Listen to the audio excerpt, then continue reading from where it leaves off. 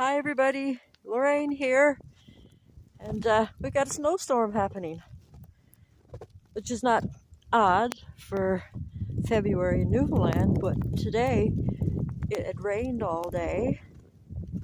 There's a lot of ice because it started to freeze, and then this is what happens.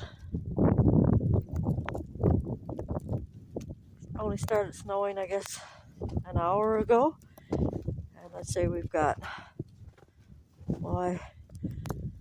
4 to 5 inches already, and it's only just started. The wind is supposed to get up double to what it is now.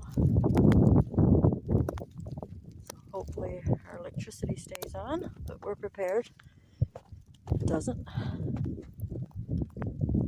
yeah, it's nasty.